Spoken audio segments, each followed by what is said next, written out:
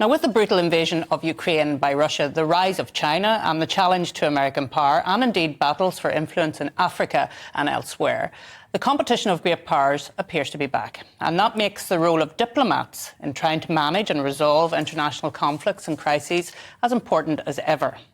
This week, Lord Robin Renwick, the former British ambassador to the United States and South Africa, has published his latest book. A True Statesman marks 30 years since the first President George Bush left office, tracing the last 3 decades of foreign policy, and delves into whether the United States is an indispensable nation in the world. Well, I'm delighted to say that Lord Renwick joins me now in the studio to discuss his book, and thank you for bringing this in. I've obviously been looking at it since then. A True Statesman, it's called.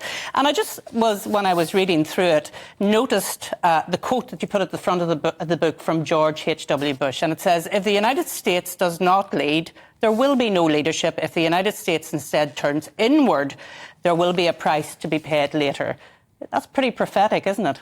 That was absolutely prophetic, and especially about Ukraine, for instance, because we are where we are because in 2014, when Russia invaded Ukraine, Obama was a great domestic policy president, but he didn't want to do foreign policy. He didn't want America to continue to act as the world's policeman. So the Western response was extremely feeble to that invasion. Russia got away with it. And that's why he's done it again. If Bush had been president, I can absolutely promise you there would have been a very strong American and Western reaction to the first invasion of Ukraine.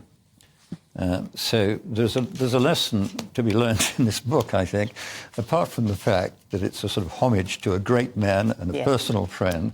And if we look around us today, I can't see a world statesman, I'm afraid, of the calibre of this one. Yes, Henry Kissinger remarks on the front of your book what we have been missing, and I think that's quite true as well from a statesman himself. What he means by that, Kissinger too, is what we're missing is Kissinger-style diplomacy, secret diplomacy with our adversaries, even when we're in a very hostile relationship with Russia, as we were, and at times with China. Kissinger, and indeed George Bush, always tried to keep channels open to look for solutions when things changed, as soon as solutions became possible.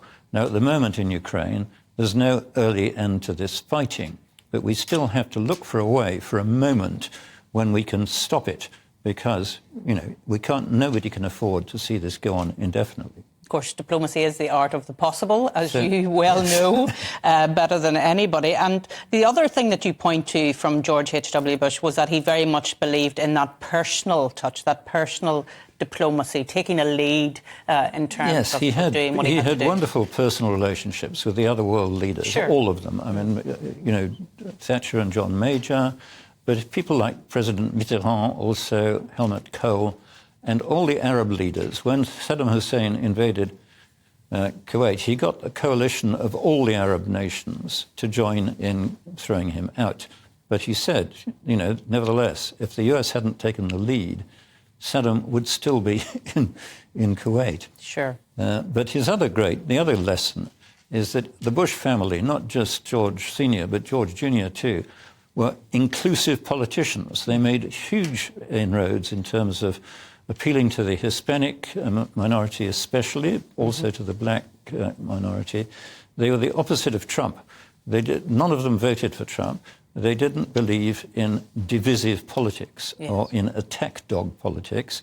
And if the Republicans want to win back the White House, they're going to have to go back to Bush-style inclusive politics, because they'll never win people in the centre ground by continuing such divisive style. Yeah, and that divided nature of politics in America now, it's miles away from what you experienced when you were there as the United Kingdom ambassador, isn't it? Yes, I mean, there used to be huge friendships between Republicans and Democrats, and George Bush had very strong friendships on the Democratic side. Yes. Now, that is breaking down, or has been breaking down. It's much more divisive now and adversarial.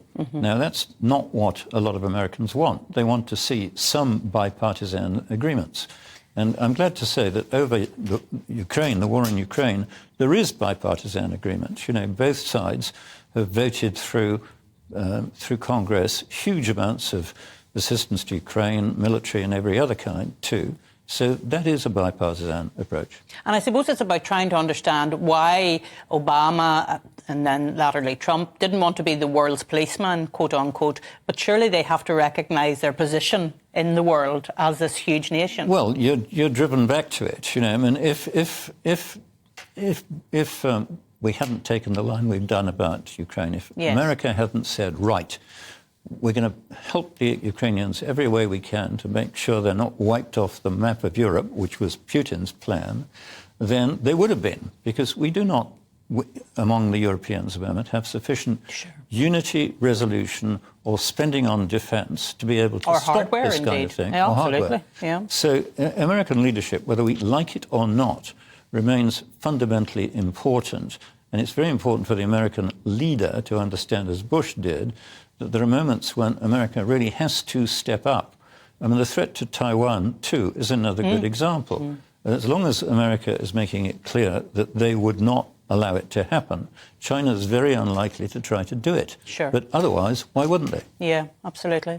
Well, we've concentrated a lot on the United States because your book is about the great George H.W. Bush. But of course, that's only part of your career. You spent a lot of time in Africa as well, and you were the ambassador to South Africa. You spend time there still. Tell me what your view is of what's going on in Africa, and in particular in South Africa at the moment. Well, in South Africa, it's a tragedy. It's a very sad story. I was there in the glory days. Mandela was a great friend and partner and, working with de Klerk to get one person, one vote. Everybody was very, very hopeful about the future. And the African National Congress in those days had great leaders who were not interested in power and corruption and goodness knows what. Today, it's the opposite. I mean, it remains a wonderful country with a terrible government, because the government, all it does is sort of feed itself. It doesn't look after the people generally. And, to have a major country running out of electricity half the day, every day, is just a catastrophe. And it's a self-inflicted catastrophe, because they wanted it all to be controlled by them, and they didn't want any electricity to be generated by private business and the miners and so on. Otherwise, the problem would be solved. So it's, they obviously are going to suffer in the next elections, but they certainly deserve to. Yeah. Well, thank you for coming into the studio. It's been fascinating to listen to you. And as I say, the book is A True Statesman. It's a book about George H.W.